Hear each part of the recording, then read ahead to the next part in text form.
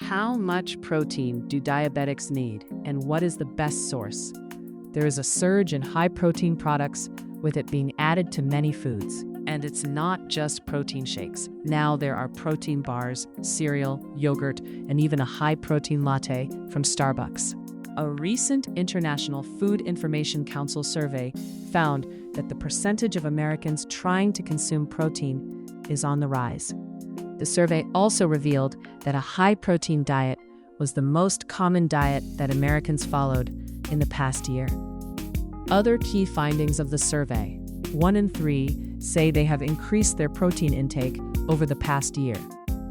Americans' top 3 preferred sources of protein are animal-based: meat, eggs, and seafood. There are many reasons for the surge in high-protein foods. First, the popular keto diet focuses on low-carb and high-fat foods like protein. Second, there is a perception that more protein equals better health. Finally, Ozempic and similar drugs have boosted protein demand in the food industry, as people seek protein to prevent muscle loss when losing weight quickly. Protein is an essential nutrient, also known as a macronutrient.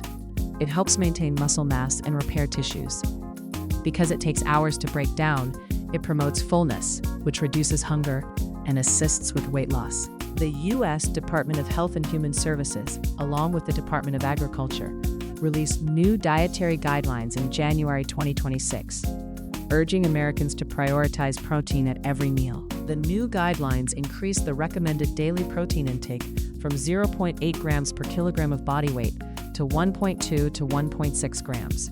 Keep in mind that there are other factors to consider, such as if you are an athlete, pregnant, over 65, recovering from surgery, or have kidney disease.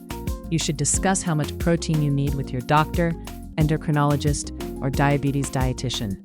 What is the best type of protein for diabetics? According to the American Diabetes Association, plant-based protein foods provide quality protein, healthy fats, and fiber, whereas animal protein contains saturated fat and cholesterol, which can increase the risk of cardiovascular disease.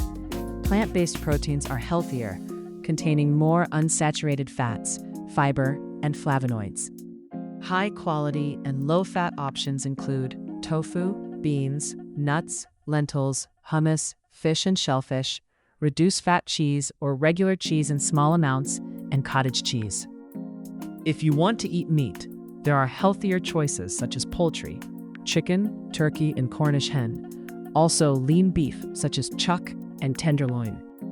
Alternatives to eating meat from Johns Hopkins Bloomberg School of Public Health include swapping beans, lentils, or chickpeas for meat, using tofu or tempeh in stir-fries, tacos, or curries, adding nuts and seeds to salads, eating oatmeal for breakfast, choosing whole grains instead of refined grains, and trying meatless Mondays. There are issues with eating too much protein because high-protein diets can stress kidneys by increasing the workload required to remove waste from the body. In the long term, this can damage the blood vessels. If you have kidney disease, a high-protein diet may accelerate the disease. This is concerning as people with diabetes are already at risk for kidney disease. Other potential issues include feeling constipated, bloated, or gassy. Please remember, this is not medical advice or intended to replace the advice of your doctor. These suggestions do not intend to cure any disease. Please do not self-diagnose and consult a professional for any health concerns before beginning new treatments. Please keep an open mind. Be a diabetic detective and do your own research. Work with your healthcare team, see what works best for you, and monitor your blood sugars. Follow here and at backtonatureddiabetic.com for more tips and information.